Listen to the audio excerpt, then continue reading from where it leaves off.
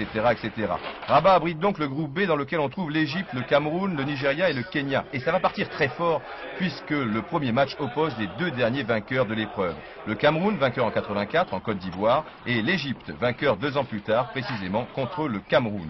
On attend donc beaucoup de ce match. Malheureusement, ce lundi 14 mars à Rabat, ce n'est pas la grande foule dans les tribunes. Le Cameroun est privé de Bell et Nkono, ce qui n'est que moyennement grave puisque le troisième gardien Sangoo est excellent. En revanche, l'absence du capitaine Mbou, suspendu, est plus problématique. Mais finalement, cela n'empêchera pas les Lions indomptables de réussir un excellent début de match et d'ouvrir la marque à la 5e minute par ce diable de Mila. Pointu du gauche, ni vu ni connu, c'est la fête sur le banc. Il faut dire que l'Égypte est vraiment la bête noire des Camerounais. Jamais, en effet, le Cameroun n'a battu cette équipe en match officiel. Enfin, rien n'est joué, il reste tout de même 85 minutes. Pressing des Égyptiens, tête du capitaine Abdelhamid et Soliman, pourtant bien placé, rate sa reprise. Coup dur pour les Lions. François Omambik se blesse sur cette action. Il quittera un peu plus tard ses camarades. Diagnostic, légère entorse du genou.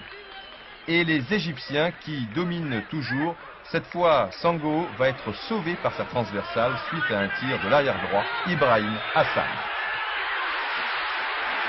La tension monte. André Canabi qui a quelques petits problèmes, ce n'est pas vraiment le grand amour entre tous ces messieurs. Deuxième mi-temps, débordement de l'arrière droit Ibrahim Hassan et un ballon dangereux qu'aurait pu exploiter son frère qui joue avant-centre. 62e minute, un joli retourné précisément de l'avant-centre égyptien qui nous a fait vraiment forte impression. Le Cameroun tient le choc, tant bien que mal, mieux même sur cette contre-attaque. Et c'est au tour du gardien égyptien Choubert d'être sauvé par son poteau sur cette tête d'André Canabi.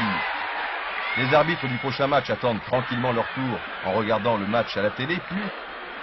Plus que quelques minutes, nouveau renvoi de la défense camerounaise, mais le ballon arrive dans les pieds d'Hassan. Ensuite, c'est Ndip, le Camerounais, qui rate son dégagement et finalement Sangoo sauve une nouvelle fois devant Abdelhamid.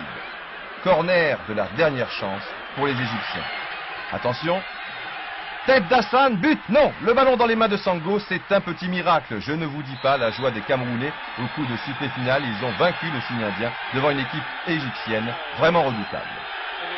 Et les Égyptiens, ils m'ont semblé très bons de la tête. Je ne savais pas aussi bons de la tête. Ils ont complètement changé parce que c'est pas comme ça qu'ils ont l'habitude de jouer. Je ne sais pas pourquoi. D'habitude,